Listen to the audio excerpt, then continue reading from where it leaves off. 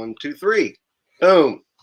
So this map right here, I think answers a lot of questions that the flat earth community could not answer, like explain how the sun circles above our heads, explain why stars are rotating in two different directions in the north and the south, explain how you get from Russia to Alaska, explain why you can't fly over the north and south poles, and how do I navigate if south is all around us? Like, which way is south? It's in every single direction. And explain how the sun is making an infinity shape that you can take a picture every day at the same time. And in a year, you're going to see the infinity symbol. How is it doing that on that map? And explain how you navigate using a compass. And this map really explains it all. And I started looking at it when I got on Google Maps, and I noticed that at the top, it's ice. At the bottom, it would be ice. And I looked at early exploration, and they were stuck in ice up here and down here. Oh, make sure to point. Yeah, there you go. Okay. So now can you bring up, well, I think I can, the Google map. Okay, right here. There you go.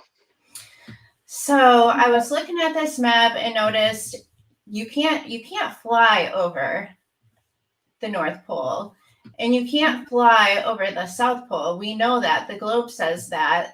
The map says that. The AE map, they say that.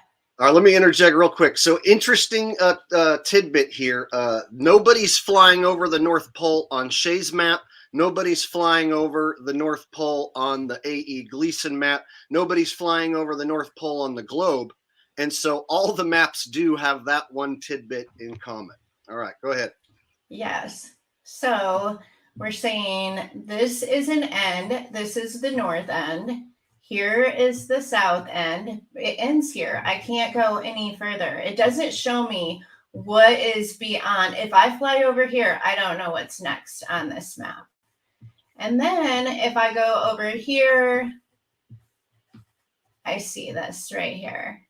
And this is a prime meridian line. And supposedly, International date line. International date line. Yeah. If you're here, it's one day. And if you're over here, it's the very next day. And a flight from here over to here is 24 to 32 hours. So there's stuff to be talked about when it comes to this area and this line right here. But what I say is you take some scissors, cut this line, spread the map out, and that is your map. So the deception, of course, would be right there on that international date line. And so the possibility would exist that to the west, you don't know what you would find, but you don't think it's, so you don't think Russia is to the west of Alaska? No. Russia is the extreme east, and Alaska is the extreme west. Okay, let me close that up. So I'm sure the first question most people would have is that can you go west and then pop out in the east on no, this map? You cannot. Style? It is not a Pac-Man style map. You absolutely cannot do that. So this is the map that most flat earthers use that Jake and I disagree with, and that is North Pole in the center. But this is what I want you guys to really pay attention to. Where did this come from? This is the American Flat Earth Society representation of the true world map. This map came from the American Flat Earth Society, and you guys know that they are shills. It's also used as the UN logo. Yeah, the UN logo. We're going to look at that. Make it bigger so we can see what is the problem with this. What is the problem? What does the UN logo represent to you? Because to me, it represents the New World Order. The government's control over a certain territory. And this, of course, is a lot of people would say it's the globe just smashed down from the center. So you take the globe, you just smash it down from the center. Or yeah. the top, I should say. Yeah. And it also has 33 sections. So there's also a problem with that if you're into that kind of numerology with the Freemasons and secret societies. Oh, we got a chat here that's going to be, we're going to talk about this a little later. It says 52 miles from Alaska to Russia. You can walk from Alaska to Russia. 100% truth. Not so fast. Not so fast. We're going to get to that Jake's soon. going to teach you about that because Jake discovered, I've been looking at this map for 3 years and Jake discovered something that I didn't discover. So okay. I can't wait. So basically, guys, Shay got me to start looking into some flat Earth research that I had overlooked and not done enough research into. I started looking at the date line. I started looking at the distance between Alaska and Russia. And you'll be surprised that not just anybody can go walking across there. So if you think just anybody can go walking across there when it's frozen, you're definitely wrong. And I'll show you an example of a guy who did that and then got arrested and deported. At least that's what they say. And so the Eskimos who live on the Diomede Islands, Little Diomede, will tell you that if you try to go across, that they have Russian guards who will stop you. And so we'll get to that later. But let's go ahead and get back to Shay's presentation. Okay, so now we're going to talk about the oceans and how the oceans do not mix. And they also are rotating in 2 different directions. And thanks, say his name, Javid. Javid Ben Cosby is what I call him. I don't even know if I'm getting it right. Javid. Are we saying your name right? I want to know because I was calling you Javid, and I think I was wrong. Okay, so these oceans do not mix, and that is important to note. They're all different colors, and really I am going to explain why. Here's 2 other ones. See, 2 different oceans. They don't mix. 2 different colors. And this is proof of the north and south magnetic ends, that there's 2 magnetic ends, because this is why they don't, I should have got water. The Pacific Ocean is flowing from the north, and the Atlantic Ocean is flowing from the south. Indian Ocean is going this way, and the Pacific Ocean is going this way. So there's positive and negative energy in the oceans, like magnetic. The oceans are magnetic. Everything's magnetic. So hopefully that makes sense to you. If not, I do have videos on this where I go into greater detail. The first time I saw that the oceans don't mix like that tripped me out, because like the Pacific Ocean is, well, that one looks like you got it flip-flopped. The dark one's usually the Pacific Ocean. Oh, it could be. Okay, and then the stars. Okay, the winds. Let me show you guys the winds. I think this is the winds. Go back to that first ocean pic that you have, the one that first ocean one, real quick. Okay. Show the 2 different oceans. Okay, really quick. The winds are going this way up here and this way down here, and it's not truly up and down because it's flat. But let's go back to the oceans. That one right there, yeah. These ones. This is where they're meeting. Which one? Because the Pacific, when I go to the ocean, it looks really dark blue like that. And then when I was in Florida, it looks light blue like that. You know what? And I think it makes sense with what they say about the water, that the water is mostly coming from the north. That's where the clean, fresh water comes from, the north, and the water in the south is dirtier. That's crazy. I've never seen that with my own eyes, like on the like where they meet like that. But that is pretty crazy. All right, go ahead and continue. Okay. And then we talked about the winds rotating in two different directions. And then here we have the oceans doing the exact same thing, clockwise, counterclockwise. And we have the stars doing it. If this video will play, I don't think you'll hear the sound, but you will be able to see what I'm talking about. Can I make this bigger? I mean, just here's the stars in the southern hemisphere down here going this way. Wait, no, I have them backwards. Here they are. The top one is the southern. There you go. Yeah. Yeah. So, people, that's like evidence we can see with our own eyes and record. So that's proof that there's a north end and a south end. It's kind of like this. That map this is the most important part, north end, south end, two ends of the earth. Thank you. And that it aligns with this compass. And we're going to show you some videos now that I made. You want the compass video? Yeah, the first compass video. I think you need to rewind it. That's how that works. This is my TikTok. And the compass spinning in opposite directions. When it's spinning towards the north, it's going clockwise. When it's spinning towards the south, it's going counterclockwise. And our stars also do that. Our water does that. The oceans do that. And the winds do that.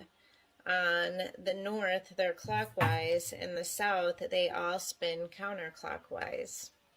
It's because the entire earth is magnetic. And another lie is this compass always points to the north and it's pointing to the North Star. Well, no, it's not. It's pointing to dipholes. You meant to say the North Pole. The center right? of the earth. They always say the center. North Pole, yeah. Okay. Yeah. In the earth that are magnetic. So the nearest dipole, that's magnetic. And it's all throughout the earth. So that's how that works. And the stars and ocean and skies, they all spin in opposite directions, which debunks the globe and the flat earth map with North Pole in the center. So the other thing I want... All right. Okay, so now can you show the next video and I'll get rid of that one. We got a long way to go. Whoa. Can you pause it? Oh, I can pause it. Yeah. Can you control it on your end too? No, it's not letting me. Okay. Not this way. I just want to show that second map. That's the reason why I have this one on here. All right, because that had like a song. I don't want to get that copyright claim deal. Okay, so right here, it shows that every single direction is in every single direction. So if you want to go south, you can go north to go south, east to go south, west to go south. Every direction's in every direction. Yeah, I don't like that map for that reason too, is because what they say is that east and west are circles and that east becomes west and that north and south are straight lines. And that you can go south in every direction opposite forever, but you're going south. So you go one way and I go the other and we both are going to be heading south. I don't like that. Any way you go would be south or north. Or east or west. The compass works. The compass with Mercator makes so much more sense as far as like north, south, east, and west. It's like everything makes sense. What doesn't make sense to most people is how you're going to get your sun to pop out over here and pop out over here, or how people are going to pop out over here and pop out over here. So that's what you really have to explain to everyone here. Is how does the sun, of course, travel from one side and come out the other? and then can people travel from one side or out the other? Okay. Can we go back to my other screen now? This one? Okay, yes. So now I want to get into some scripture, because the first thing I did when I learned that the earth was flat was I read the Bible to see if the Bible aligned, since God created the earth. And then I went to scripture and I looked up north, south, west, and east, the cardinal directions. And I found this one that said, "But the Lord in majesty will be there for us, a place of broad rivers and streams where no galley with oars can go, nor majestic ship can pass." And no ship has ever passed the north. And I started reading the book of Enoch, and I didn't even realize it was about the flat earth. And now I know why they hid it from us. But right here, it talks about the north. From thence I advanced on toward the north to the extremities of the earth. So extremities, the ends of the earth. And there I saw a great and glorious wonder, the aurora borealis lights. And it talks about heavenly gates. And if you read the book of Enoch, you can learn a lot about the flat earth. And it also aligns with this Mercator map. I just want to show this.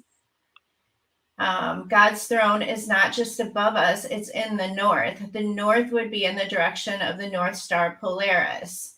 And they're trying to put God like in the center of the earth. Instead, he's like a whole end of the earth, an extreme end. And I'm going to drop a link to your channel. Thank you. I'm going to drop a link to Shay's channel in the chat. So if anyone wants to check out her channel, give her a sub. So we look at this compass right here. I mean, you have to put multiple compasses around this in order to make it work. You can't just use one compass on here. You should be able to put a compass right here and have it line up. Like, this does not make any sense. And you know what else? It aligns with the globe. Okay, and then on this map, you can put a compass over it. As a matter of fact, they make decorations with a compass over this map, because this is the map that makes the most sense when you align it with a compass. And people are like, "Oh, square Pac-Man map." Nope, you can fit it in a circle. You can fit it right inside of the compass. And that's going to be in here. Here's a compass over the Gleason map. It doesn't make any sense. And then here's the compass over that map. And everything lines up perfectly. So your center point is what? Okay. Getting to the center of the earth. Here is your center. The Great Pyramid, which is precisely aligned to the true north.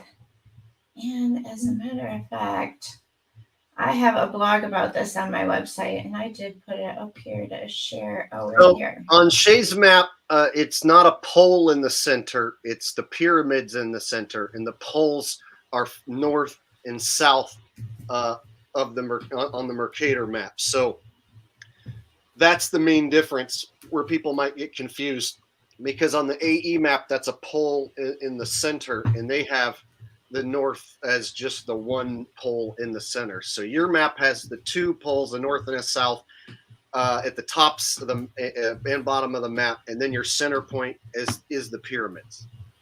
Yes. Okay. Making sure I'm on the same page and everyone else is too. Okay.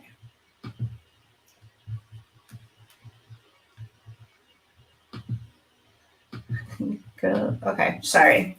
I was trying to pull up my blog, which is right here, to show what I wrote about the pyramids. But yes, the pyramids are they are the center of the earth, and I think they had a much greater purpose than what they're being told. Like they're a tomb for dead people, but that's not what they did. I mean, they were covered in limestone, and actually these pyramids hold the secrets to the earth. But I can't pull up my blog, so let me try it one more time. Talk for 1 minute. It's fine. Take your time. Here, so basically, what I like about this one is the first thing I did was start looking into like the date line, and I started finding some issues. So that's definitely the first place that my mind went. And then once I realized that there could be a possibility of it being something like what we're looking at, like we're basically barned in like barnyard animals into this rectangular area. So this might not be all the land that there is, or all of our world that there possibly is. There could be more beyond this point, but you kind of got to look at the rectangle Mercator shape as like our barnyard prison cell. Yes.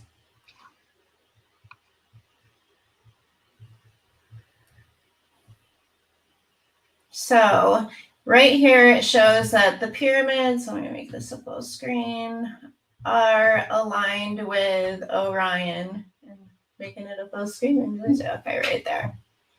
They're perfectly aligned with Orion. They're also aligned with the cardinal directions, which would be impossible if North was in the center of the earth. The pyramids also debunk the globe and the flat earth map, the AE flat earth map.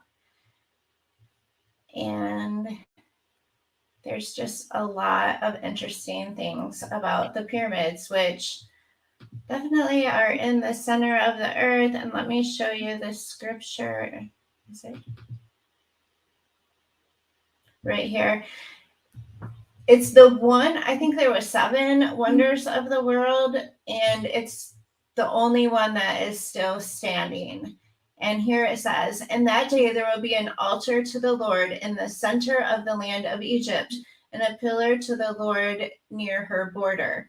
It will be a sign and a witness to the Lord of hosts in the land of Egypt. When they cry out to the Lord because of their oppressors, he will send them a savior and a defender to rescue them." Anyway, a lot of biblical people believe that old biblical texts were stored in the pyramids before the flood.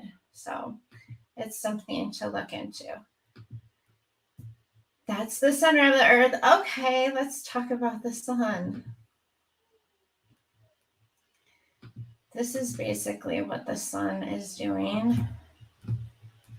And it's how it's creating that pattern. So it's not doing this. This is what it's doing over the real map. And see the pattern that it's creating. And we have plenty of evidence. So many people have pictures of this, of the sun doing this. And, the one that I don't forget the picture I sent you too. Yeah. Is down here. And basically, the Book of Enoch talks about gates, and this kind of is a picture of what it's doing.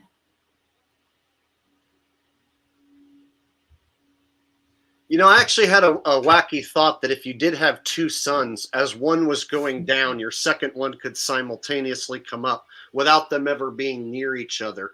So if you were going to have a 2-sun model, I actually was staring at this and thought that what if sun A is going down and then sun B comes popping up at that exact moment, and then one goes under the ground while the other one's up at noon. It's it seems weird, but I'm trying to think of a way that it gets from one side to the other. How to explain that? And that's the one thing that becomes almost unexplainable in any I model. made a TikTok about it because the Book of Enoch does explain it, but then you just have to get a mental picture of it because we don't know what the firmament looks like. We don't know what's above us. I mean, obviously it's curved because a rainbow and what a sundog looks like, but we don't know exactly. But the Book of Enoch says that it goes through the north to get back to the east.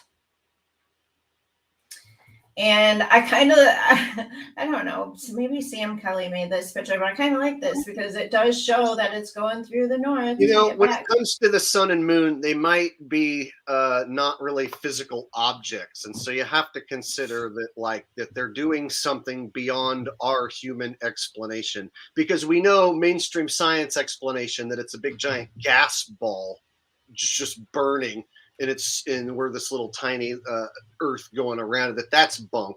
And so if you think, okay, what is the moon? What is the sun? None of us can get up there and really figure it out. So we're all just stuck, you guys. We're all stuck trying to figure it out. And so to try and To call the explain map of Pac-Man because we don't know exactly what the sun does when their sun makes no sense at all, and our sun makes almost perfect sense, except for that loop thing. Yeah, so But on the book- timeanddate.com and in the scientific websites, they use a Mercator style map to show you where the sun's going to be. And then it like I've even seen it like NASA headquarters and stuff. They usually have a Mercator map up on screen. They don't have like a globe up on screen, and they don't have an AE map up on screen.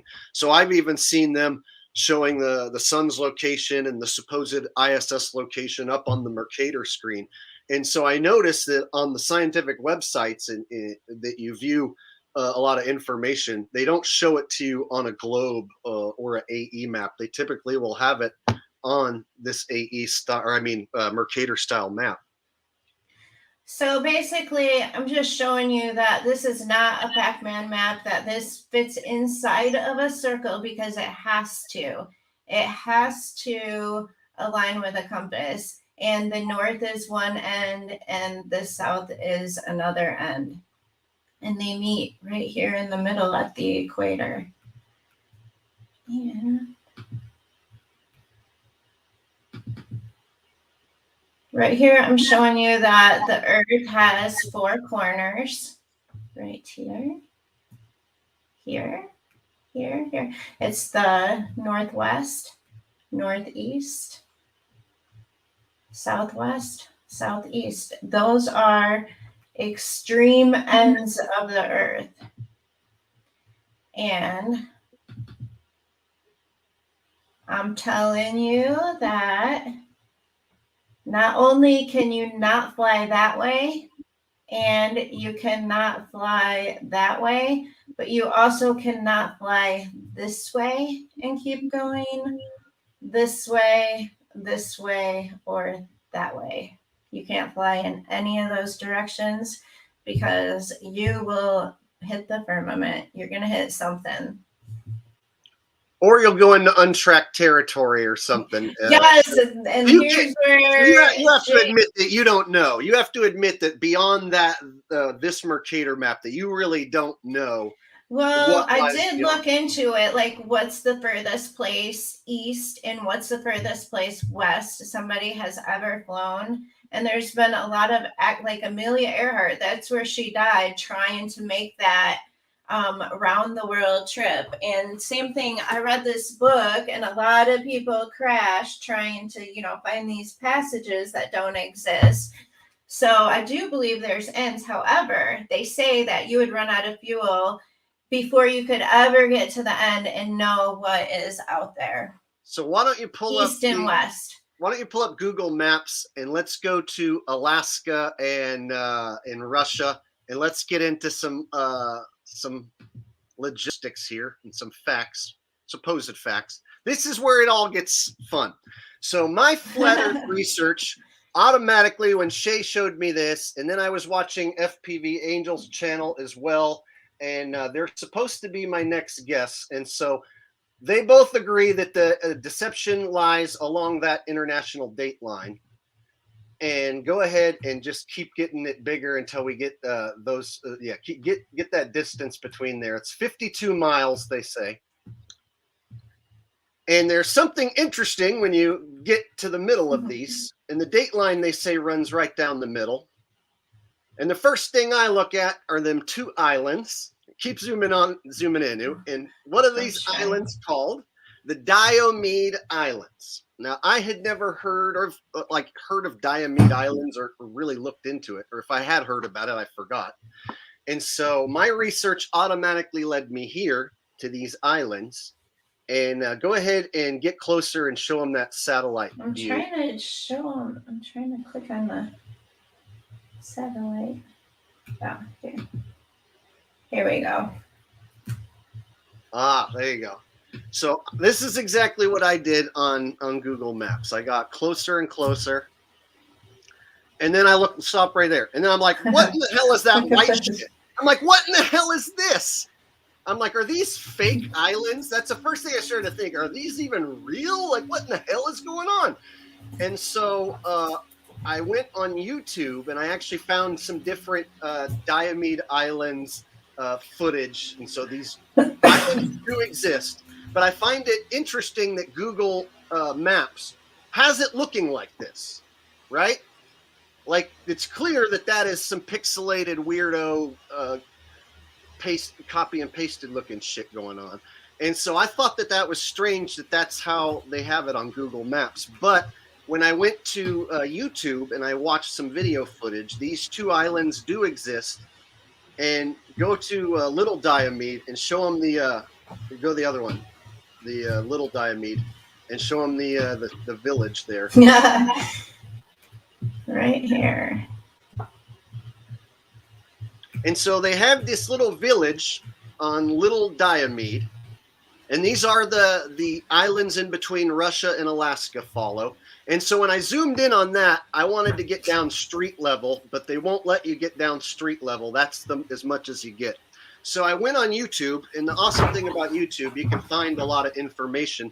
And so I was able to find this actual village and some Eskimos who live there. And they have a story that I'm going to play later about not being able to go over to Big Diomede or to the Russian side because it's illegal and they'll sick dogs on you and they'll shoot at you. Yep.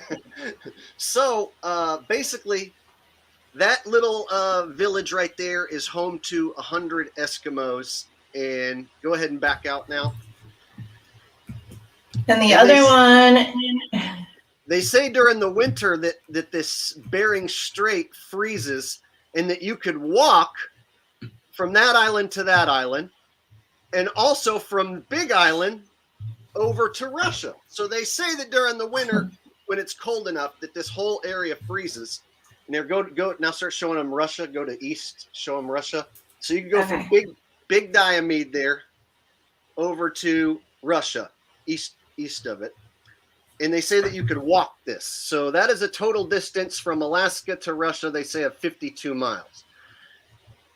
All right. So I'm going to go ahead and show you guys where my research led me. And this was some flat Earth research that I wasn't expecting to stumble across. I wasn't expecting to find what I found.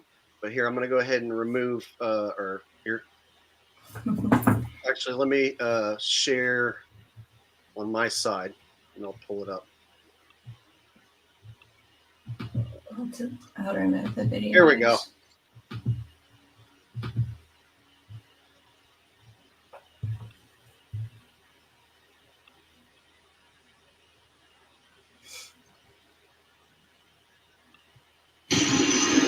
Late 70s, early 80s, they very started. How did they come in before that? 207, 180s, Oh water. yeah.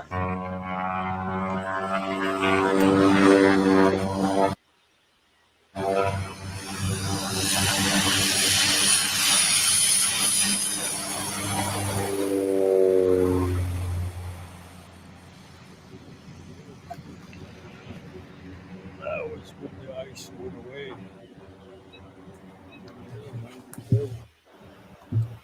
Oh, 267 steps. 200. Huh. I mean, 2,768 feet walking. Oh wow, that's a It's lot. 1,400 feet tall, somewhere around there. Huh. Do any people live on that rock? Yep, you see the highest place up there? Yeah. They're watching us right now, and there's a shitload of border guards over there. Oh, they're what? I wouldn't go over there. They'll get their dogs loose, and they'll come ski after you. They're fast. So they're up on top of the mountain, huh? Yep, and they go down it in minutes. So Man. going down that slope. Mm-hmm. There's Some, a fast bunch of young men over there. so they're actually Russians or the natives over there? Military. The military. Border guards, yep. Oh, okay. They probably brought the locals mainland. Oh, They okay. used to before. They used to have locals. Do you have any relatives on that side? They moved them all. Yeah, Yep. Where the Ellen or Larentia. That's where all our family got Probably moved to. didn't you? Some of them are there. Yeah. Huh.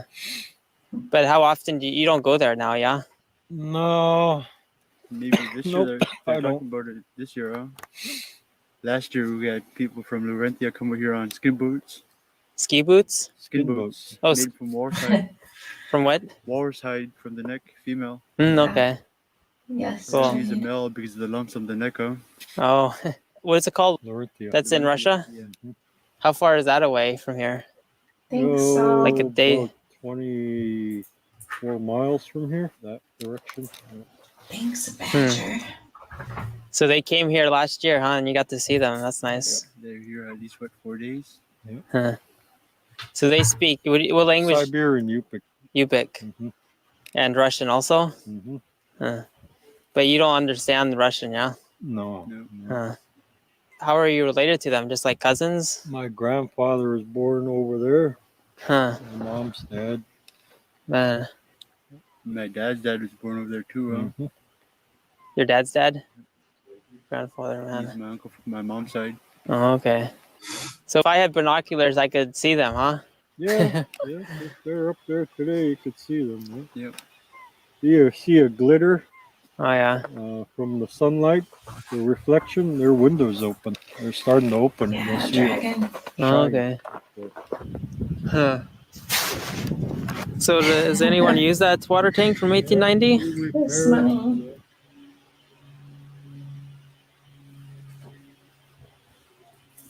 Okay, so you heard these Eskimos. They just said that you can't go across to Big Diomede because there's military over there. So the story that I've gathered is that there's Russian military on the other side of Big Diomede, or over on Big Diomede, and they're not allowing anybody to try and go to that island or pass to that to the land west of Russia. So basically, that's Big Diomede in the background behind these two guys, and you can go watch this video as well here on YouTube. And this is what it's called: Flying to See Russia from Little Diomede, Alaska, Day 1. Hey, So- go get the one where the guy tried walking across. I'm going to do that. That's next. Okay. I have that one wanna- lined up next. So wanna read- basically, some people were wondering about Big Diomede. Like Chris Money was saying that maybe it doesn't exist, but that is Big Diomede in the background right there. So these two islands do exist. I don't think that the international date line, since it's made up, I don't think it runs through there like that. No. Because those two islands are next to each other. So you can't claim that that island's on the other side of the world. So those two islands are definitely next to each other, and they're not split by the date line. Because on your map, that would put them on the other side of the world. And you can see that that's them in the background. And I watched probably 5 different videos of the Diomede Islands, and so they are next to each other. And so on the Mercator map, they have the date line running through right there on that ice patch. And in the winter, you can walk across. But these guys say, these Eskimos, that they have military there that won't let you across. And I've also looked into it, and apparently it is illegal to try and enter Russia from this walking across from Alaska.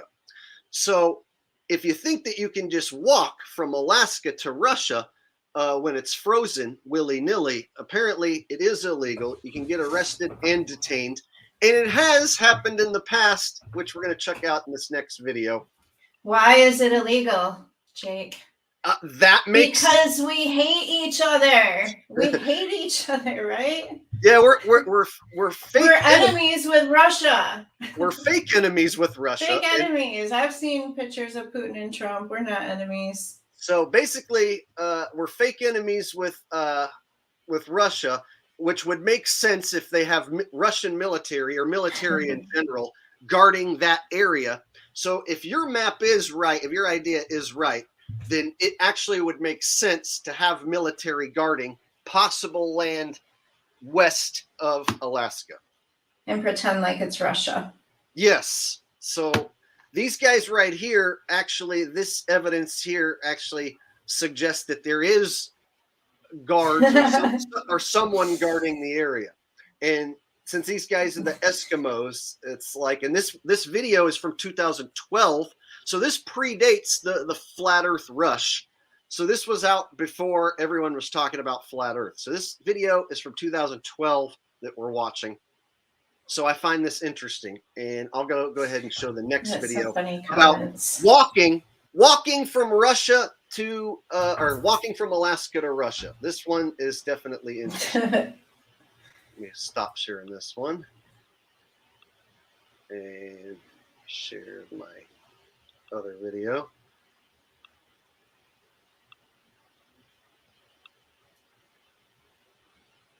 All right, this one's going to be good.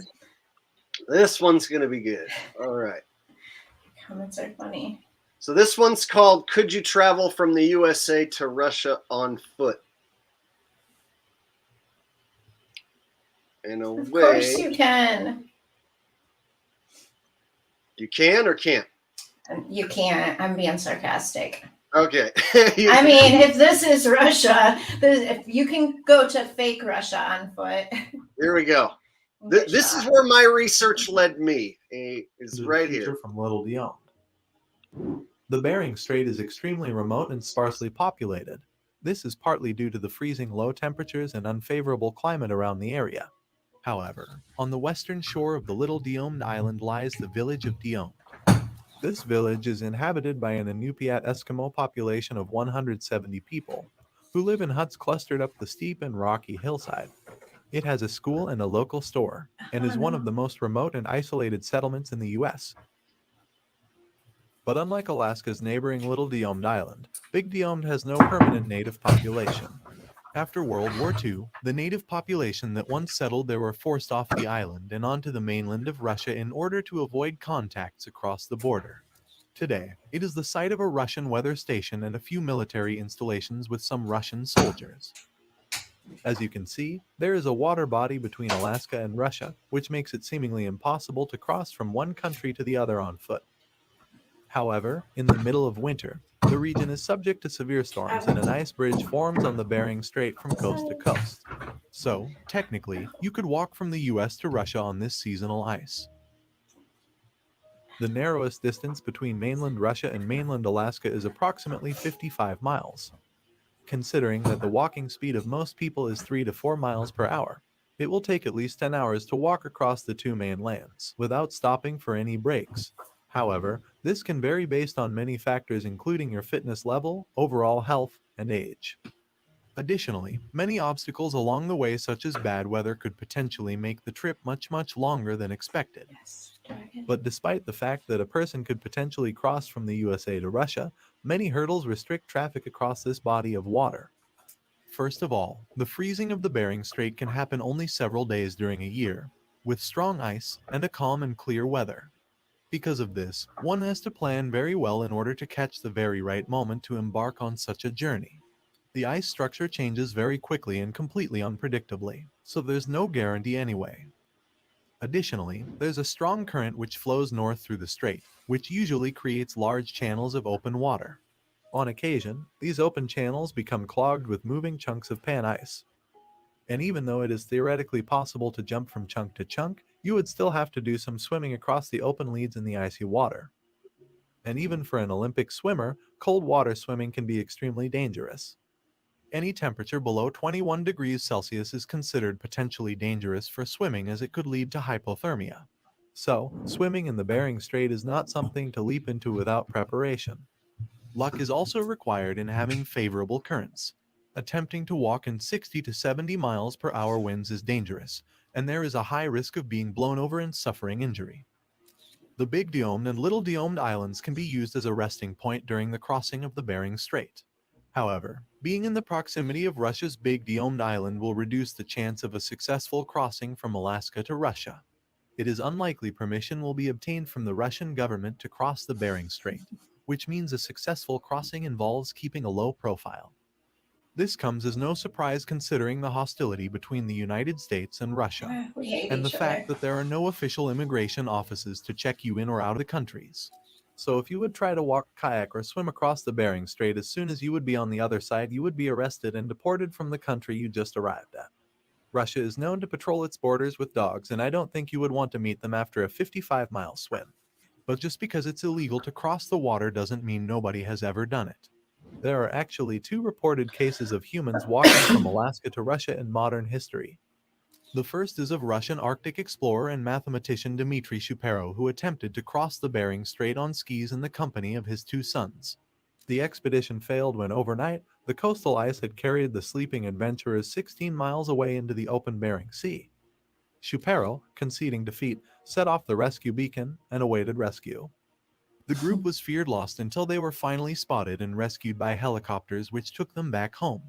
In 1997, a second attempt failed when Nikita, the oldest of Shapiro's children, fell through the weak ice and sustained severe frostbite. In 1998, in the course of the third attempt, Dmitry and Matvey Shapiro managed to successfully cross the Bering Strait, becoming the first people to do so by skis, and thus securing another spot in the Guinness World Records. The second attempt is of British adventurer Carl Bushby, who is still attempting to walk an unbroken path around the world, from southernmost Chile, up the Pacific coast of the Americas, across the Bering Sea, and then across Eurasia all the way to England. In March 2006, he and his fellow adventurer Dmitry Kiefer walked from Alaska to Russia over the Bering Strait in 14 days. When they arrived, they were immediately detained and deported from Russia. You can read more about it in his book called Giant Steps. The idea of building a bridge or tunnel across the Bering Strait has been proposed a number of times since its first mention at the end of the 19th century. Do it. Advocates of the tunnel are seeking funding to study the feasibility of what they term the World Link, It's not which would unite feasible. 4 of the Definitely not feasible. They're not going to be making that bridge.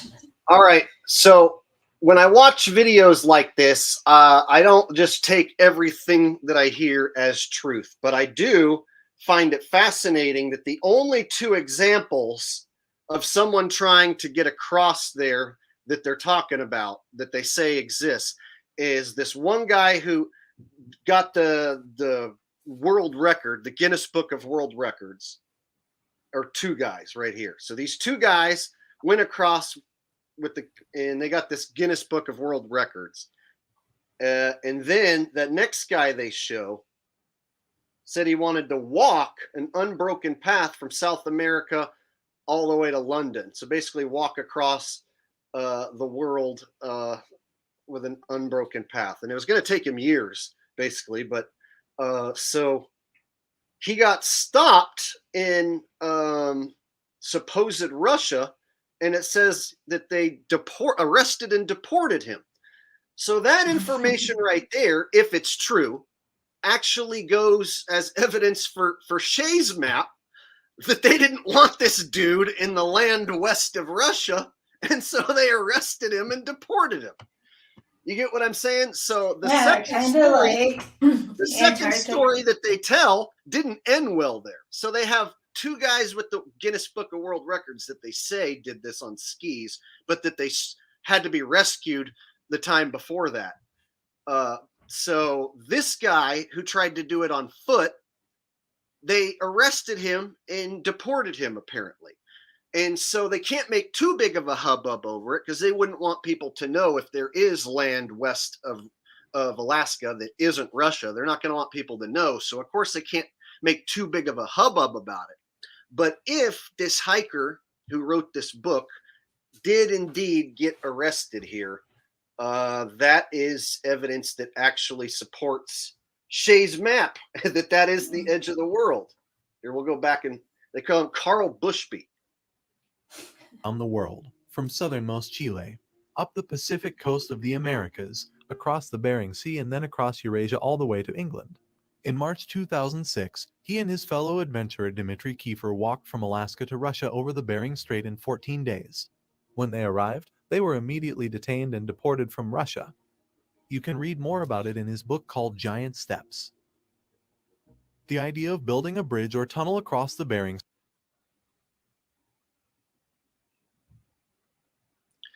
And so you also have to look at the fact that they're our fake enemy. So we have tensions between us and Russia. However, Russia has no problem doing, fake space missions and stuff. They have no problem going along when we do fake space missions. They don't call us out for it being fake. Same with China. So whenever you look at these militaries who are supposedly our enemy, or that we have supposed tension, you have to look at what we have in common. And we have all of our presidents are hanging space out. in common. What's that?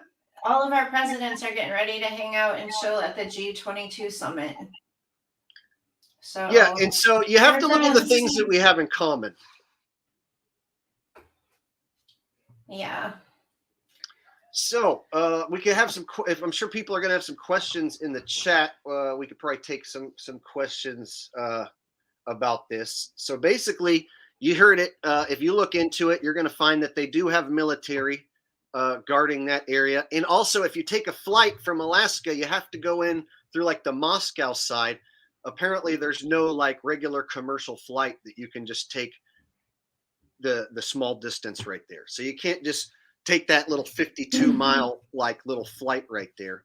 And that's restricted airspace, apparently. So the Eskimos who live on Little Diomede claim that they're allowed to go over there and visit their relatives in the village just across, but they have to get permission, and they're only allowed to stay for like a month and a half tops. So those Eskimos claim they're allowed to go to that land west of Alaska. However, like I said, they have to get permission, and they have a time limit on how long they can stay, and they have to be flown back and forth on helicopter or little small airplanes. And so that's where my research led me to the possibility that that is where our world ends, between those two places, and that there could be more land, or the deception ends right there at the date line. And Can so you pull up this map again? Yeah, go ahead. So what I like about this map is it has a north and south end and two magnetic ends. I mean, notice on a magnet, you probably can't see it, but one it says north and one says south. Every single magnet has a north and south. So it aligns with the compass. You can explain the rotation of the stars and the oceans and the winds. And the hard thing to explain is the sun, but I do have a video for that on my YouTube. You can check it out. But yeah, this map answers all the questions that I had for the flat earthers that they could not answer. Instead, they blocked me, kicked me out of their groups. But yeah, I think this is the map. What do you guys think? Jake, what do you think? What do you think about Shay's map? I thought that I was going to be able to poke some serious holes, because most people who present a rectangle map, you have to think that the sun and people are going to teleport from one side to the other, or Pac-Man from one side to the other. That's hard for people to gather. And so the questions that I have, you answer as that being like a barrier that people aren't really allowed to go. Or that it's inhospitable and that there's ice there. And when I looked into it, there's actually some merit, like what we just watched about the Little Diomede Islands. You started proving me right. Yeah, I was like, holy shit. Prove me wrong. I was like, that might be right where our world ends. There might be land west of Alaska whole. Like, my mind was blown. And I also watch some of FPV Angel's stuff, which has a similar thing going on, which he is supposed to be our next guest. I think Did I you even see have, the super chat, Javid? super chat from Javid says, regarding the stars, what do you think of Jaren's rebuttal on it, that it's perspective? A 6 is going to look like a 9, depending on where you stand. See, here's the thing with Jaren. He talks out of both sides of his ass, and he's a proven shill. He's still pushing the AE map, which has been debunked over and over and over and over again. The sun's path has been debunked on that map. The daylight hours have been debunked on that map. The navigation on that map with east and west being circles that become one another is also bunk. No flat earther. No flat earther has ever proven that the tropic, the inner tropic, is actually shorter than the outer tropic. Or the equator. No one's ever proven that on that model.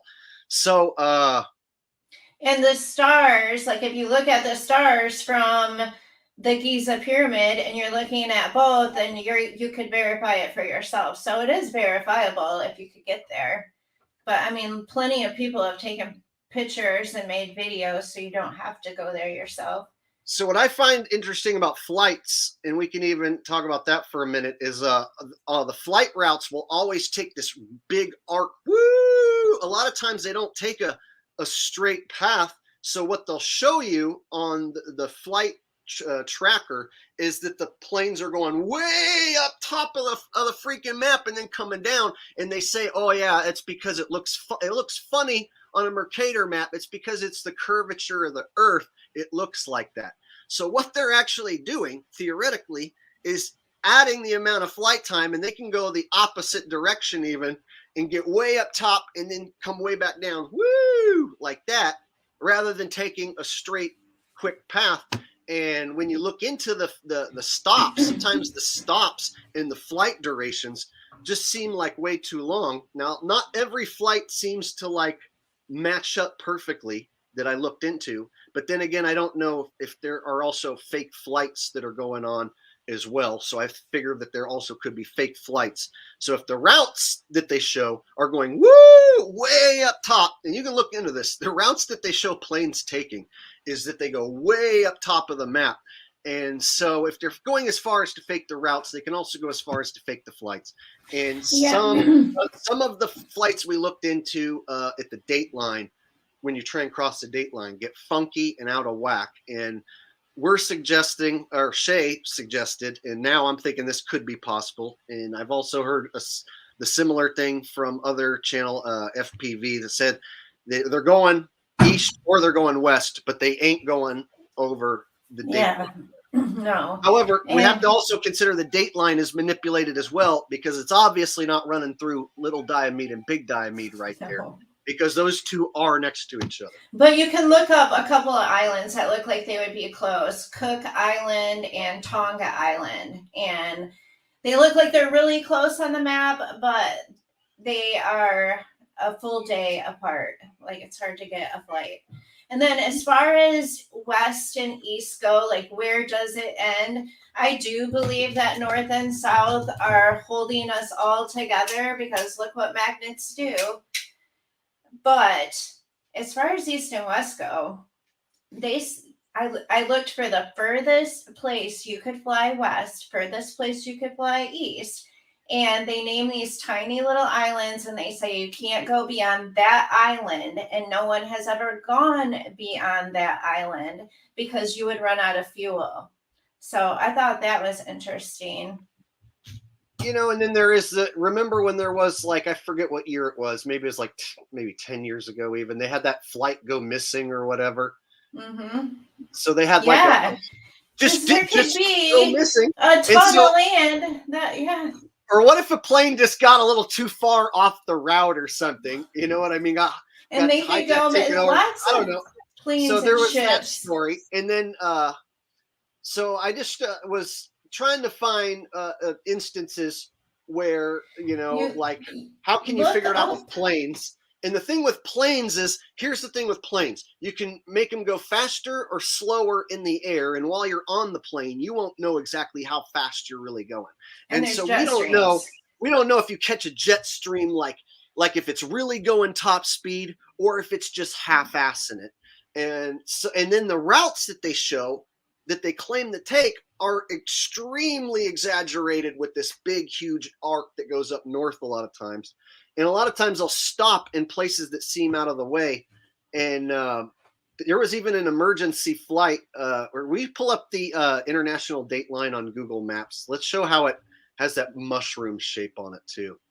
And I just want to talk about something really quick. I looked up plane flight wrecks, shipwrecks, and like Amelia Earhart crashing over here, a bunch of shipwrecks up here, shipwrecks down here at the edges of the earth, at the edges of this map is where you're going to find all of those. Okay. Go to Google Maps and pull up the international date line, and let's show how it's not a straight line, and that they made this really weird shape that doesn't really make a whole lot of sense. I closed out of it. I'll pull it up on mine. Okay. Now that I think of it, I don't need you to do it. You got this. Yeah.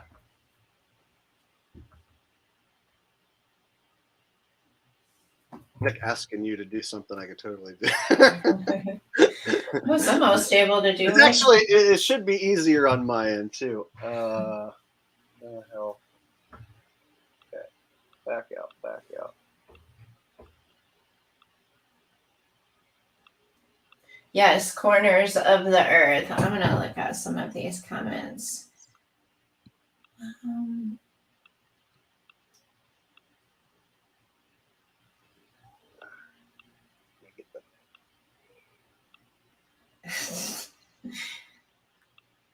Okay.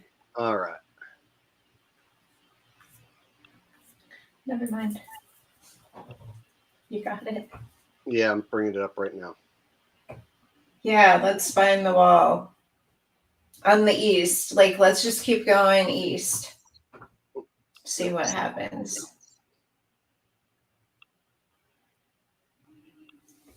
There we go.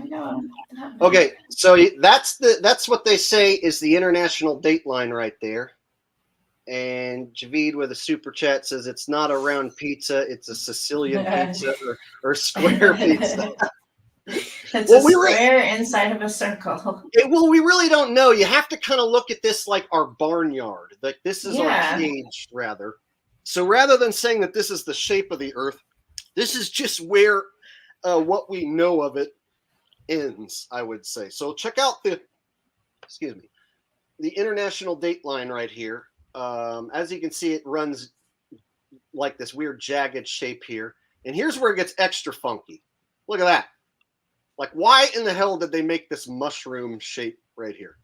So you're telling me if I come sailing in a diagonal direction, I'm going to be like, into tomorrow, back into yesterday, into tomorrow again. Yeah. You know what I mean? Like, that's stupid to me. Like, why wouldn't you just keep it going straight right here? So it's almost like this weird puzzle piece mushroom shape. Yeah.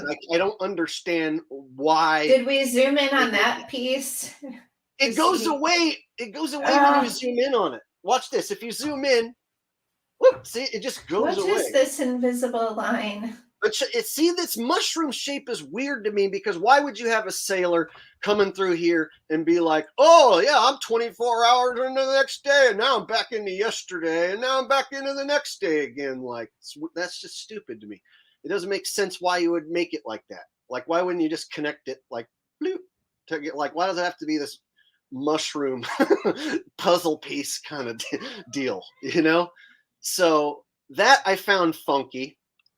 And so this is the date line right here. And like I say, it's kind of this strange shape. And so it has it going right through the Diomede Islands. And the Diomede Islands are both together. But they claim that you're not allowed to go there. If you're an American, you're not allowed to just go from Wales over to this Llewellyn over here. You're not allowed to just do that. You'll get arrested, according to what information that I find. Post Javid's mushrooms. Javid with a $5 super chat and some mushroom emojis. Thanks, Javid. I appreciate that. You're a gentleman and a scholar.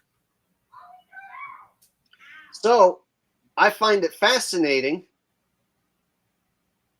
when you look at whales right there. You would think that, you could just totally just take a little boat or take a little stroll.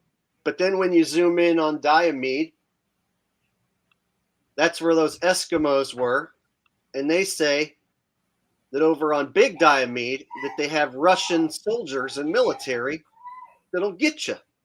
So we have Eskimos on one side and blonde-haired, blue-eyed people on the other side. Yeah, that makes sense. And they claim that they have family over here in Uellen, but you have to get permission to go over there, and you can only stay for like 90 days. That was what I found.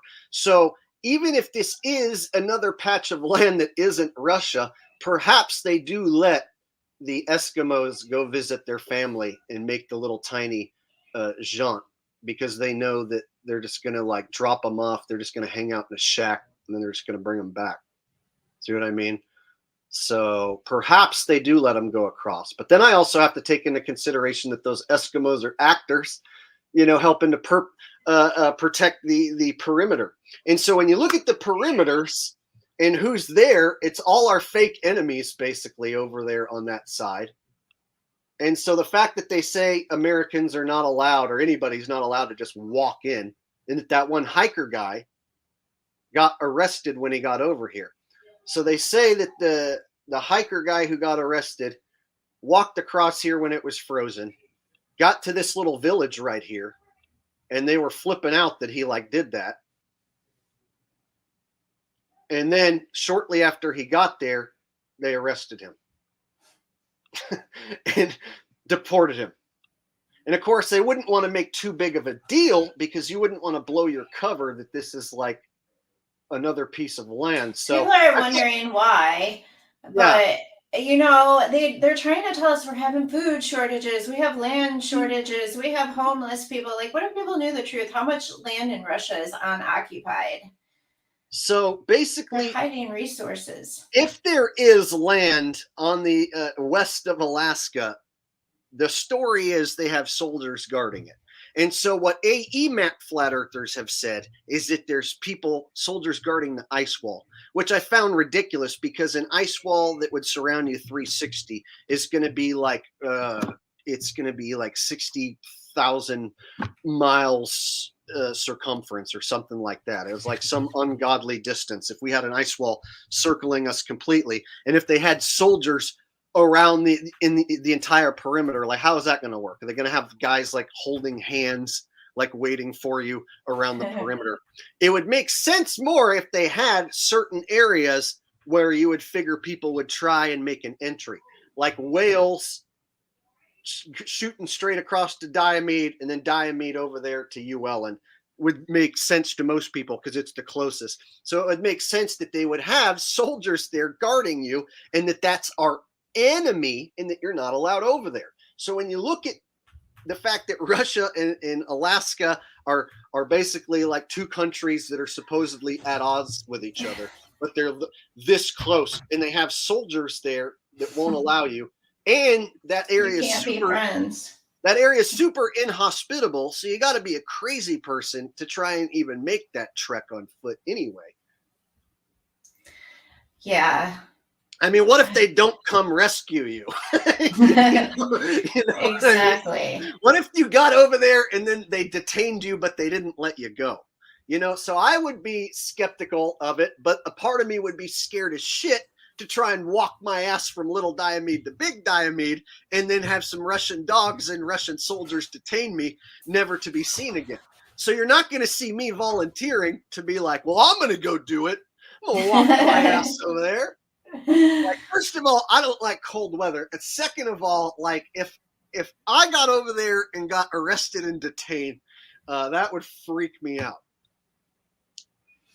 Me too. Jail's not a place I want to go, and especially not foreign Russian jail.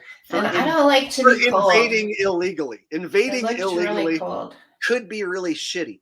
Yeah. And so that's where my research leads me, which has reinvigorated my flat Earth love. Yay!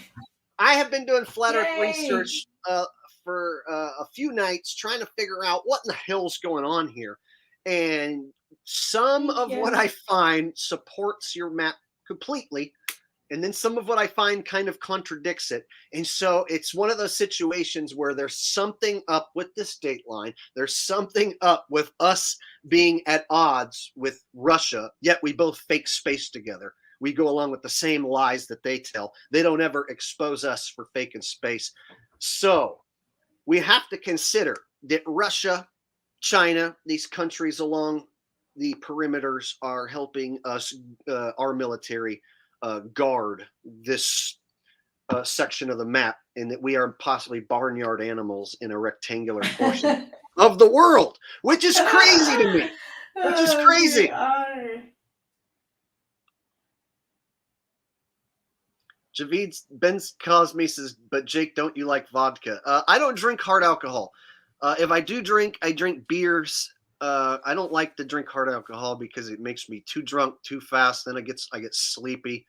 And there were only times in my life that I ever got blackout drunk and started to do stuff that I don't remember at all and made a fool of myself was when I drank hard alcohol. So if I just stick to beers, I can catch an alcohol buzz and not go crazy. And Someone asked. yeah, Oh, I'm sorry. I gave up hard alcohol a long time ago. I haven't drank. I just don't drink it. So something we didn't cover with the map, and that is the 24-hour sun, 24-hour darkness. And that can be also explained on this map because the north is elevated and the south is elevated much higher than the rest of the earth. And the sun is rising and setting close to both of those places. So that is how sometimes the sun can't rise above it, and sometimes the sun doesn't go below it. And since it happens at opposite times of the year, then you know it's the opposite end of the earth. So basically, like you're saying, like for them seeing 24-hour sun up here, like it could be coming up like this over the top of them, and then boop, go to the top, come back around at them like this again. Mm-hmm. And so that's how it would be more happening. Show that one with that you had with the like the dome thing over the top and then the sun. Okay. Show that graphic again. And again, guys, this is a work in progress. It's hard to figure this stuff out. We could live in a supernatural realm. Because you can't Google it. You can't look it up. We might live in a supernatural realm that is even a computer simulation of sorts. So we can't always put an exact answer on everybody's question in total detail, but at least she can try and explain something that makes sense, hopefully. Yeah. So show that one. How am I? Sorry. Close that out, I think. Okay. The one that you had with it was like a white background. It had like a dome with the sun. Yeah, I got it. Hold on. Yep, right there.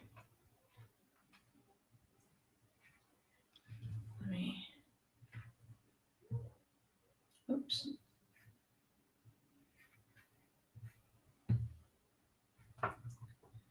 Well, I want to, because this shows like the date and time, so you can see they're basically going in and out of portals or gates.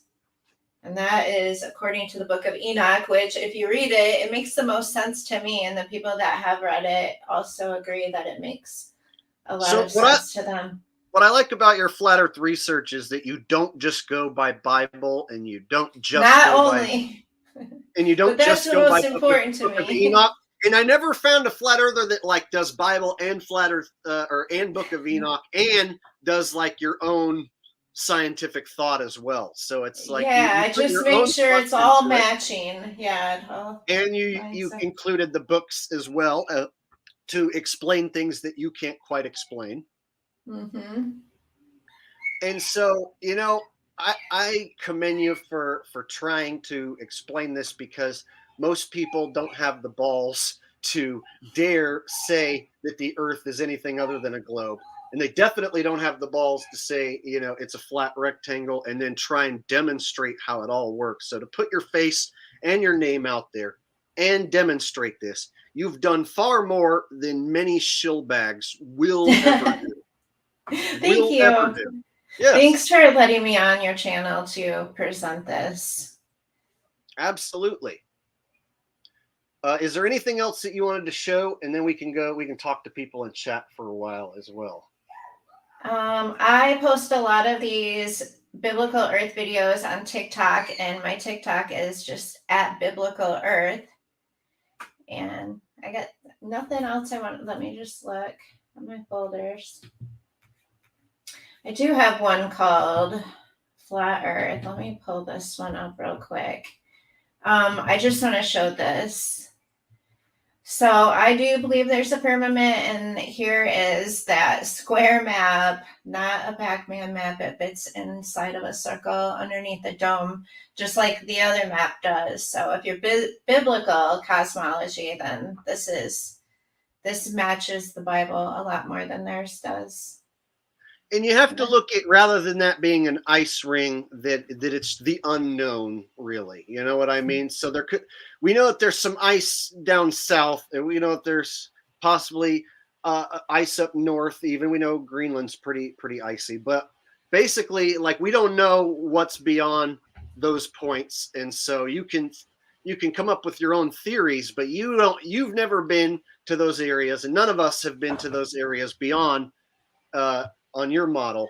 So that would leave everything as basically a big question mark outside that blue ring, right? Yeah, exactly. There could be other land. And I mean, we proved that there is other land. We found we found some of the land. We can probably find more if we keep digging along that prime meridian line, international date line. Yeah, there's definitely more research to be done there. I've only been looking at it for a short amount of time, and I'm interested to see what other flat Earth researchers come up with. Speaking of that, I was going to have next week, hopefully next week or next weekend, hopefully I can get FPV Angel on to present their map and model and see what sort of evidence they have. It's very similar to this one, so I'm looking forward to seeing what sort of evidence they have as far as flight routes go and stuff like that between the east and the west going over that international date line. So I have talked to FPV Angel through email, and I have invited him on, them I should say. It's a group of people. So I have invited them on, and they are supposed to come on sometime next week. We're trying to set up a time, but I will let you guys know. So I look forward to that. Can I just answer this? No direct proof of a dome.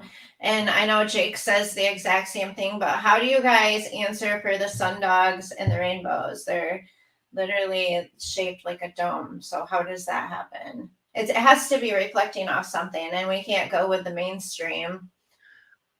Those are interesting. I think that's an interesting evidence, but I'm one of those guys, it's like I'm kind of a dick with it because I've been lied to so much. Like, I have to knock on it myself. Like, I have to be like Truman, Jim Carrey. I have to touch the edge of my world personally.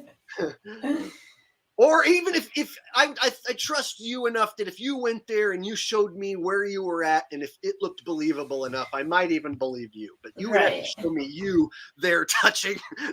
You get what I'm saying? So I don't just accept like rainbow or sundog as ultimate evidence, but that's because I'm a skeptic all the way around. Well, you can look at water cycle, and a water cycle, like, it basically has to have a lid. What are those things called? Look at a greenhouse,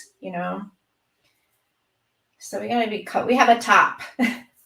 So There's me and Shay go back and forth. I don't completely subscribe to this model, but I don't completely subscribe to any model.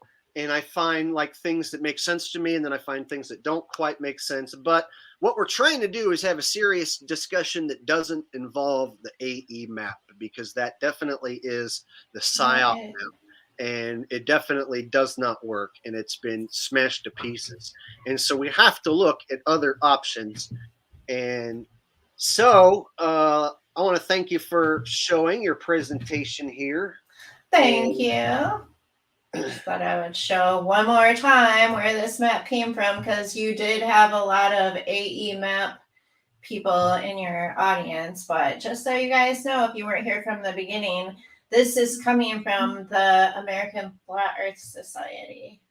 And we ripped this map to shreds just last week. So if you watch our last stream, Flat Earth Back to the Basics, for 2.5 hours, me and Shay like just basically cut this map up.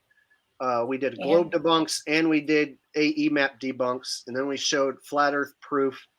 So the world apparently, in my opinion, seems to be flat. The mechanics, the physics of water doesn't seem that it would be wrapped around a spinning ball, nor pushed up against the walls of a concave Earth. And so that leads me to wonder, how the hell can the Earth be flat and the sun go up and down? And so that's without it going in circles. And so that's what we're trying to get to the bottom of. And so I also look forward next week to my next guest that I want to have on. And they have a different idea of how things work. So FPV Angel says, I don't say anything is enclosed. And so that's what I want to do is have different guests on and have people explain what they think is happening and show their diagrams. And so we can all collectively have a serious discussion. And so I'm interested to see what FPV Angel has to add to this discussion, because he definitely does not, or they definitely does not, they don't subscribe to the AE map, this model on screen. They definitely don't subscribe to that map. So they are supposed to be my next guest. So I look forward to that. So the flat Earth discussion is alive and well, you guys. We are definitely going to be talking about flat Earth on this channel. There may be more different and more. flat Earth matrices.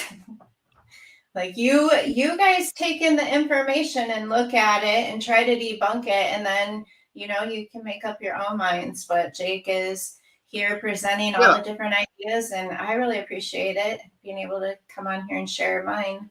I mean, because of you, I know about little diamide and big diamide. Because of you, I know about because it. of you, like I did not know shit about the Diomede Islands, and because of you, I zoomed in on them. I looked at that village, and I had to know about that village. I'm like, I got to know who's there. Like, what's the deal with that village?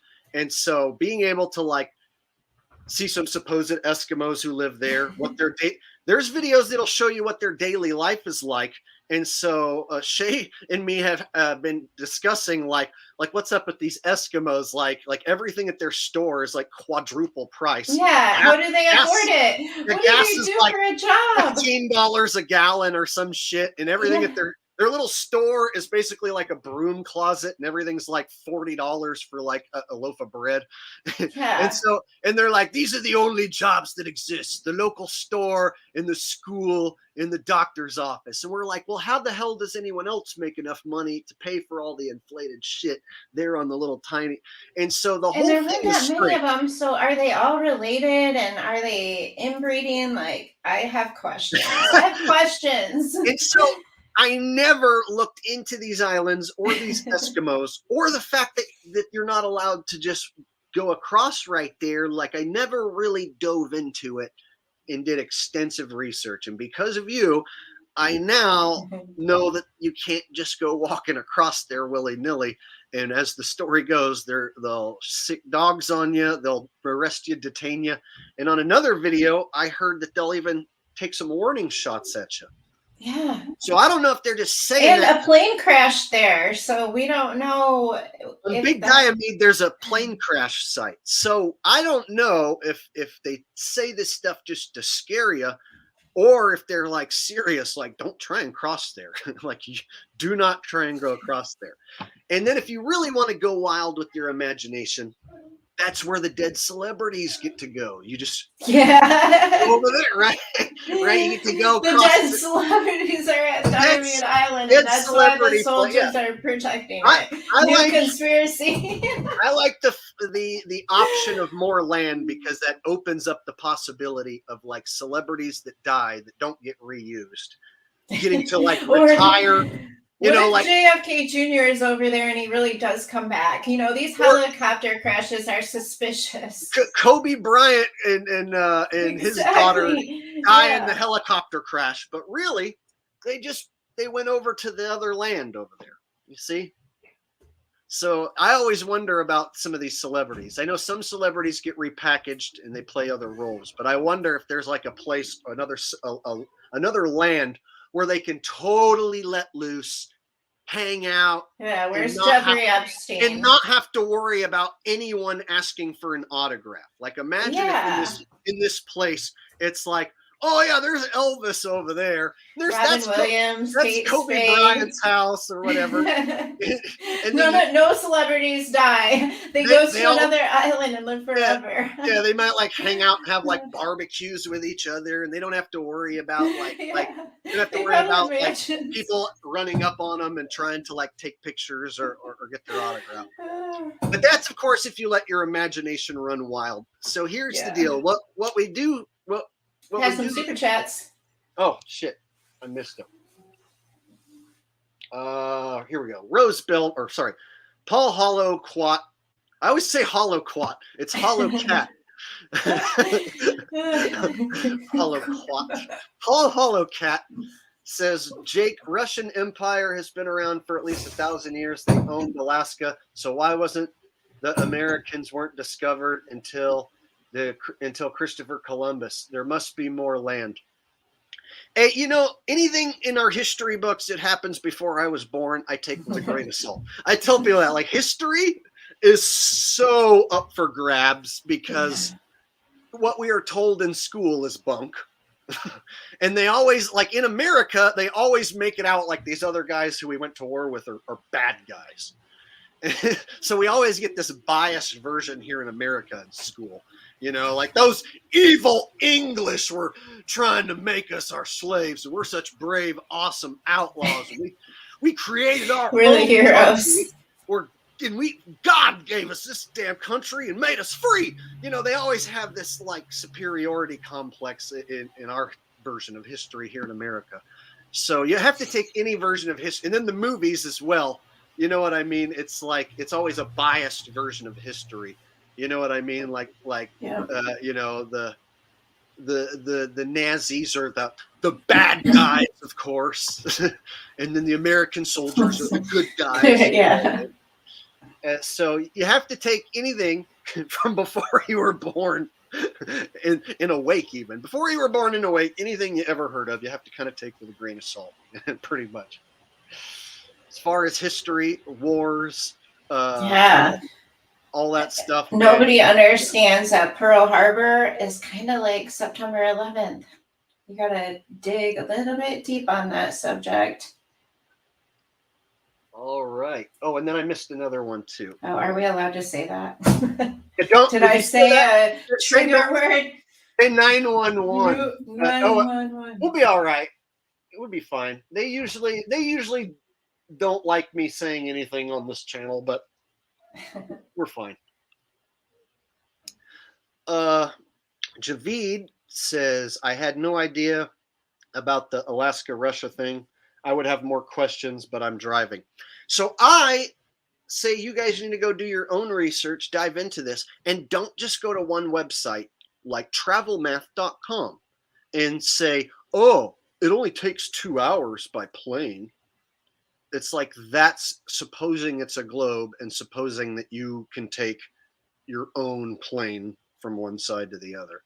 So try and find an actual flight from one side to the other. You're going to start running into issues. And that's where our research was. And then look into those Diomede Islands and watch several different videos, and you'll hear the story that you're not allowed to just go from that little island, which is our territory, American territory, shouldn't say ours, but American territory, to the Russian side. You can't go do that. They're claiming that there's soldiers over there who will not like you if you go across there. They will sick their dogs on you, detain you, arrest you, maybe even take some shots at you. And so, if that is even remotely true, that supports the notion that that is indeed the cutoff point and the quickest route into the next land. And so that would be, of course, the most heavily guarded spot. All right.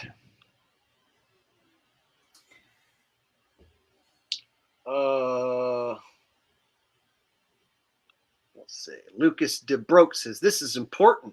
It is important. This is like a new flat earth discovery for me that in my AE map days, I would have never thought of.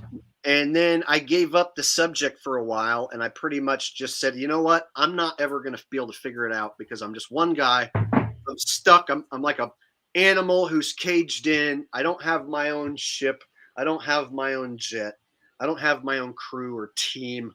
You know, I don't have a big budget. So everything that you would really need, I don't have, you know, and none of us do. Who does? But The I got military. super obsessed with it. I'm like, I'm figuring this out. I couldn't stop. I looked at it every single day. People got sick of hearing about the map. I kept posting about the map. Got kicked out of all the groups. Oh, if you posted anything like this in 2017 in a flat Earth group, they would immediately call you a shill and say that you're pushing disinfo, and they would boot you out. And not one of them will go look at the international dateline and poke around. Yeah, no one would talk to me about it. I was even in group chats and I got kicked out. AE mappers don't bring up anything about the dateline being a deception. They have an answer for everything. Allegedly, Dave said that one of Admiral Byrd's missions flew beyond Antarctica with others and returned with less. He thinks they crashed into the dome. What do you guys think? Anybody named Admiral or Captain? We don't trust. Anyone tied back Admiral to the government and they're given a rank like Captain or Admiral and they're allowed to have their own military style ship or whatever? I take their stuff. I'm not going to say it's completely wrong. I take it with a grain of salt, definitely. So any story that I hear like that is kind of like, yeah, but that guy's tied back to the establishment, so that could all be bunk.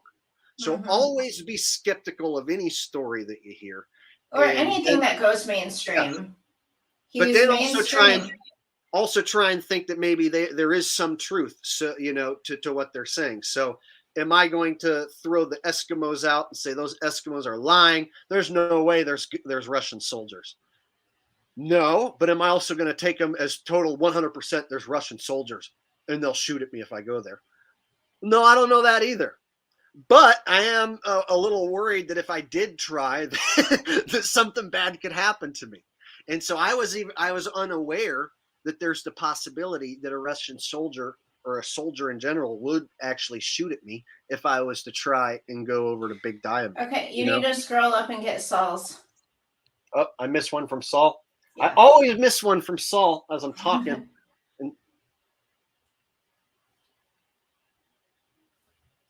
Yes, Timothy, planes do crash into the firmament and get sucked into it. Okay, Saul says it's to Columbus until 1492 to sail 5,000 miles west, but no Siberians just looked 50 miles east. Well, anyone who did live over there could have been native to the land and then maybe did make that trek across, but it may have been, that border may have been sealed up now. Like they say that the Eskimos say they used to be able to go back and forth, but if that's all they were doing was just going to a little village and they weren't continuing to explore, they might also not know how big the world really is, and they might also think in their head that that's Russia over there, these Eskimos. So what happened back then in 1492 is anybody's guess. You know, anybody's guess what was really going on back then. In North and South, I don't think there's anything beyond North and South, because you see the Aurora Borealis lights, and that also aligns with the biblical version of God's throne. Javid So says, East and West, it's a mystery. Javid with a super chat says, I agree about the celebs like Tupac with fake deaths. They come to do a job like an actor with a script, then fake die and go to an unknown land. I was thinking it was beyond Antarctica, though. So the popular conspiracy theory, and I'm not sure if it's true, they say that Tupac faked his death and then came back as Akil the MC from Jurassic 5. But I also have heard that that's a psyop to get people to talk about it and look stupid. So we just have to assume that Tupac just, they had him fake his death. And what I think one of the main reasons they do that as well is because the longer you try and stay famous, the harder it is to stay relevant. And so your style of music will go out of style, and then your personal style will change. You'll get older. And so rather than fade out of irrelevance, you get immortalized when you die. So Jimi Hendrix, if he was still alive today trying to play guitar, he might not be as good anymore, and he might be like a broken down version of himself. Let's say if Prince was to be 60, 70 years old and start to decline and start to have bad performances, you might not view him in the same light as you do now that he's fake dead. He's immortalized. So you become immortalized when you fake die because people remember you as that version. And you're worth a lot more. And then your album sales and everything skyrocket and stuff like that. And you'll always be remembered as that perfect prime version of yourself when you died. And so unless you're worth more still alive like Dave Chappelle, and then you just get replaced. Yeah, so Dave Chappelle is a different story. He wasn't going along with the program. Yeah. And he was starting to talk about the program. And so I think they got rid of him. I personally think he's dead and gone. And what I think he sold his soul. I think he sold his soul when he did his first batch of movies. So he has worn the dress. He wore a dress in Robin Hood Men in Tights 2. And then he claims he didn't want to wear a dress no more. And then he started opening his yap. So I think that I personally think if you sell your soul and you're part of the Hollywood cabal and you're in the limelight making movies, and then you start opening your mouth, that part of the deal of you being famous is that if you don't go along with the plan, they can legally and basically just get rid of you without any consequence to their own god who they worship. I don't think they're allowed to kill people like me or Shay, for instance, for saying these things. But I do think if you're part of their Hollywood cabal and you have sold your soul to them and they make you famous and then you come out and start running your mouth, that they can basically disembowel you in a secret ritual and basically be like, well, that's what happens if you sell your soul and then you go against us. Now, can I prove any of that? No. But I personally think that certain guys like Dave Chappelle, he was a popular person to the point where he could control a large portion of the black community with his words. And if you can control what black people think, or people in general, not just black people, white people as well. But if you could control a large portion of what people think and people will listen to you and follow you, that makes you a dangerous person. And that's why they don't let guys like me get a huge following because I'm a dangerous person. And so if you look at anybody who starts to gather a following, something bad happens to them. Like Martin Luther King, for instance, that might even be a fake death. But even if you were to say it was real, you have to figure once somebody starts getting popular and speaking out and drawing a crowd, that person becomes dangerous. And so it is in the vested interest of the ones in charge to have absolute control, their thumb over the top of anybody who's going to speak and draw a crowd. So that's what I gave you another one. Oh, Javid says, that one I just read. And then Saul, we read that one. My bad. Let me go to mute.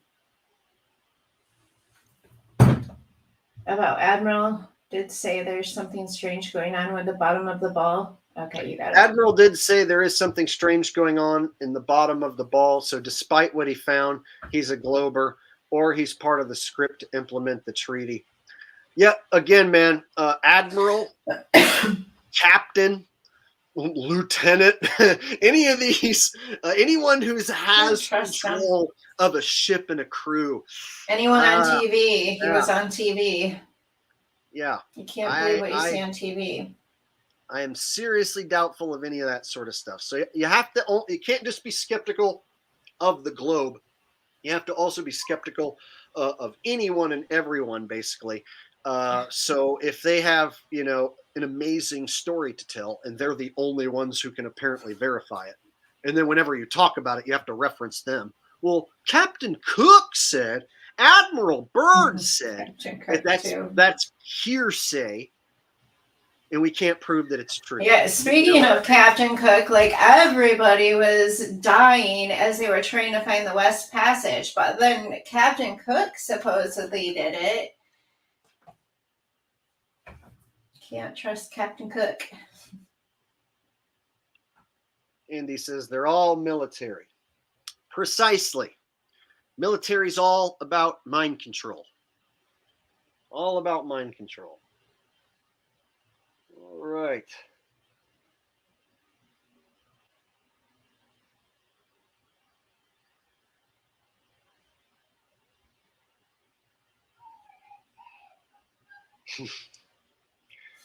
All right, guys. So anyone else have anything more to add here?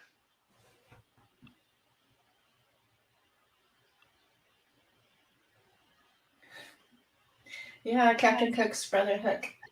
Iron FE says false flags are fun and exciting. He's spelled wrong, but okay, I think let me show it. It says false flags are fun and exciting, and you always get what you want them. I don't necessarily agree, because we get a lot of hoax events that aren't false flags. A false flag is different.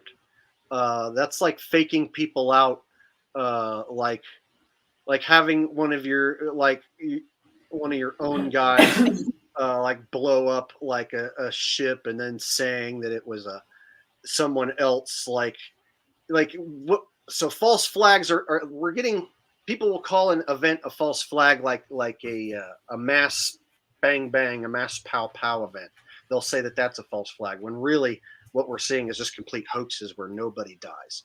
So in a false flag, you could actually have deaths, and then put fake blame somewhere else. So you could actually have a real attack, but then say that someone else did it, and trick people into believing that this attack was done by someone else, and actually have real deaths. So I associate false flag with like military style attacks with actual like deaths, and then hoax events like what we see at these mass bang bang pow pow events, like what we just saw in Buffalo. Those events, I don't think anyone actually dies, and so I call those hoax events. Did you get the last Javid super chat? I might have missed it again.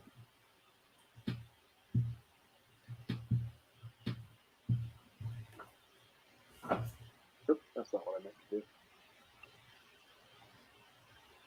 Up a little bit.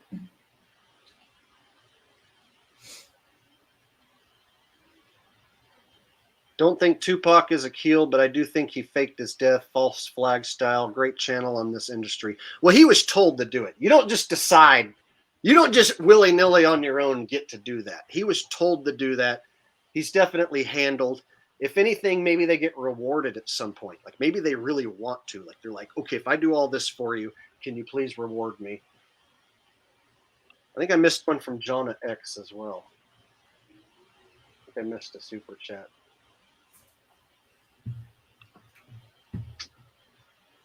Did I miss one?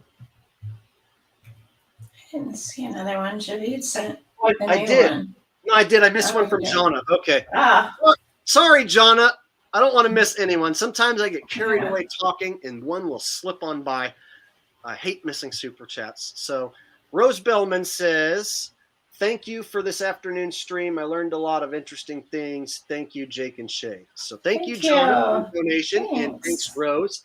So Rose and Jonna both discovered my channel, I think about 5-6 months ago or so. And they have been tuning into almost every stream. And they're very generous. They donate almost every stream. And so they're very nice. And they even wanted me to come do a private party where I perform some music and stand-up comedy. And so, yeah. And so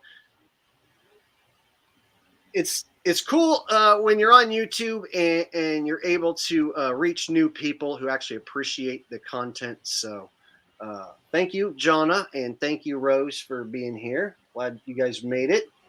Glad everybody made it. Hope you guys have enjoyed this stream and at least learned something new. Even if you don't completely think that map or model is right, you don't agree. I suggest you do your own research. Don't just stop at the circle map and believe that your excuses solve everything, because they don't. And don't just stop at this map or model. Try and figure out the deal with the perimeter around us.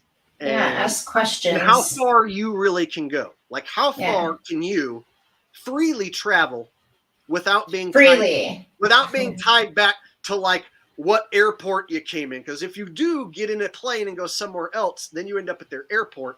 Then there's this record of you going there, and so you're going to have to get permission and get a passport and go through all this rigmarole. So what can you do without getting permission, for instance? Like if you just wanted to go exploring, like how far can you personally go before you run into trouble? And who's going to be there waiting for you? And in this scenario, if you go west of Alaska, hit Big Diomede or the land that could be thereafter, you hit Russian soldiers. And that's what we learned today. And they hate us. And they don't want us coming in from that direction. You have to go in through the Moscow direction, and you have to have special permission. Okay. Yep. All right. All right. Thanks, guys. We've been going about 2 hours here. We're going to go ahead and wrap this thing up. And my next guest is going to be FPV Angel. I'll let you guys know the exact date, but that's later this week or next weekend or possibly the week after. But whenever we get our date confirmed with FPV Angel, I'm going to have them on, and I'm going to let them have the floor, and hopefully we can figure out some more research and information together and get to some real damn flat earth research. No more of this AE map shill bullshit. This is where we're going to do some real flat earth research. This is a real flat earth think tank. All right. And we aren't controlled by the evil ones or the shills or their evil thoughts and their evil ways. They hate us. So I suspect that they will try to send their trolls and poo-poo on whatever is shown from you or FPV Angel or anyone that says that the Earth is anything other than a circle. So I do expect there to be a level of backlash, but we're going to try to ignore that and not get into a war with these people and keep it more focused. Keep it more focused on the information and present the information at hand.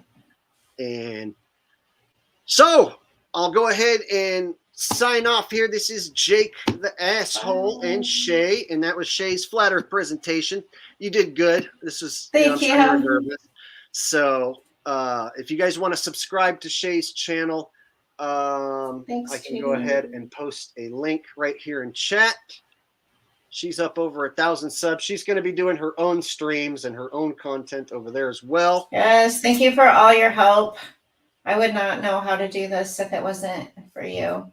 Oh, well, you're the one who suggested that we use StreamYard. I was like so desperate to share this information. I'm like, come on, let's figure it out. The whole upgrade is basically your idea because you suggested StreamYard. We tried it, it worked, and now my streams are like so much better than they used to be that I can present all this shit. So, we got one more super chat coming in before we end. Jonna X says, I almost forgot Rusty Meat Fun. Oh, let's make an appearance real quick. Come on, Rusty. Wake up. He's totally asleep. It's totally woke him up. Here he is. There he is. There's Hoosties. He's so cute. Rusty, His nose. you got $20 for your meat fund, Rusty. Ooh, we're gonna have to get him a steak. Rusty's gonna eat a steak because he got $20 in his meat fund. What kind of steak do you want, Rusty? You want a T-bone so you can chew on the bone afterwards? All right, Rusty, thanks you for the super chat.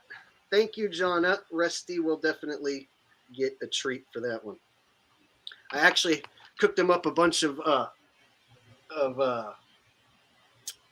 ground beef, so he just ate a big bowl of ground beef. But I can give him a little more.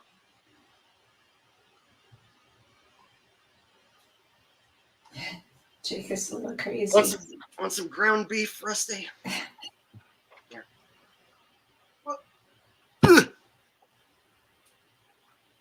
All right, ground beef coming up. There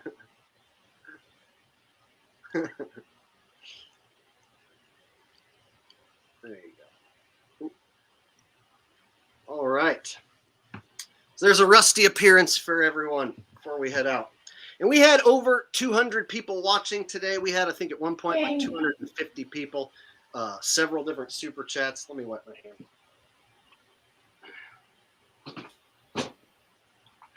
So, yeah, we had probably 250 people at one point. Several super chats coming in. Lots of people being generous today, and I appreciate that, you guys. It really does help so that we can continuously upgrade our stream. I'll be buying headphones and microphone shit and all that. And we're going to continuously try and improve our quality here. And I'm going to have Shay on as a guest semi-regularly. I'm also going to do my own streams, and I'm also going to have other people on as guests as well. And so I look forward to having other guests. And we can have up to 10 guests on this platform here with this plan that I bought. So we can have multiple guests. And so I look forward to having several different people on at once even, and having think tanks in the future where we can all discuss ideas. So we will save some research for next time, and we'll maybe dive into the Dateline and do a special just only on the Dateline maybe next time after I have FPV Angel on. All right. So until next time, guys, this is Jake the Azul and Shay signing out. You guys take care, and we'll see you later. Bye.